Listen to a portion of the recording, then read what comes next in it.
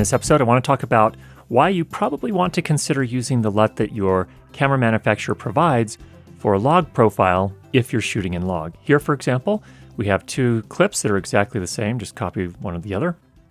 And what I've done here is I've shot this on a Blackmagic Ursa Mini Pro with the film profile, which is a log profile. So first I want to show you just manually grading it the way that I typically did it in the past, which actually has some problems with it, and then using the LUT and then doing a grade to just kind of get a standard color correction to then apply any sort of look I want. So first of all, let's go ahead and do it the old way that I used to do it, and that is I generally would just come in here, I'd crank up the gain, we'd drop the lift, I might adjust the gamma down a little bit if I want a lower key look. I might even not go quite so high on the gain. Then I'd come in here and pump in some saturation.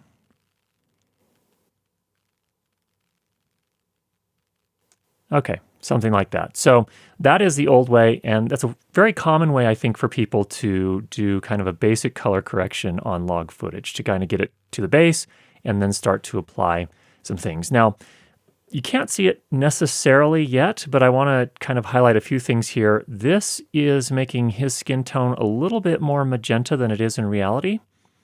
And the wall here also is not as brown as it actually is in person.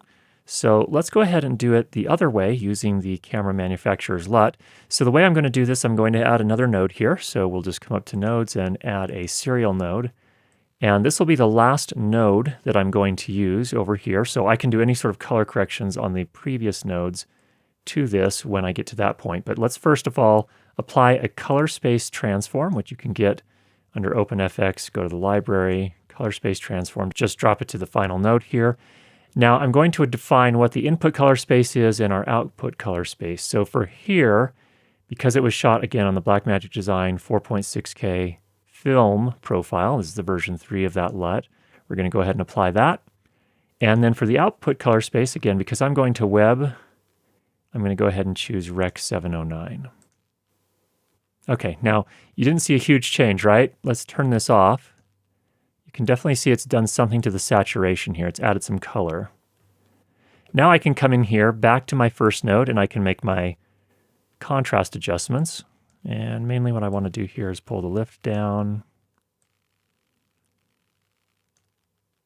Again, I may drop the gamma a little bit to get kind of a lower key, high contrast look.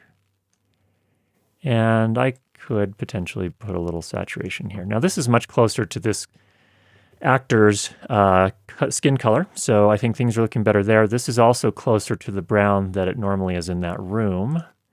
Again, back over here, that's looking pinker. That's looking like the actual skin colors. And again, we could adjust that however we choose. Now, one other thing to take a look at here is the Vectorscope on each of these. They're a little bit difficult to see because they're a little on the small side.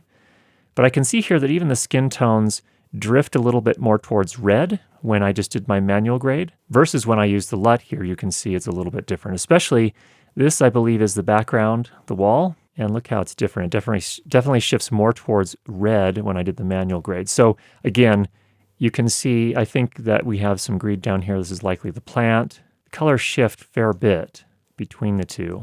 And I would definitely say that the one with the LUT here is more true to life, what I saw. The reason it's important, I think, to add the camera manufacturer's LUT for a log profile is that it does some color transforms that gets the color of your footage to the way it was intended to be. So the reason that's important here is that I don't think that it's just a matter of grabbing the hue and twisting it around until it looks right, because I don't think they're linear transforms that most of these LUTs are doing. So there's something more complex going on in there, and that's why I think it's important to use the camera manufacturer's LUT. I hope that made sense.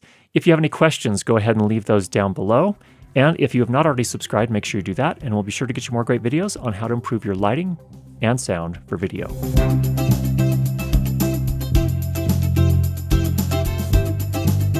If you're interested in learning more about how to produce great sound for your film or video projects, please consider looking over at my courses at school.learnlightandsound.com.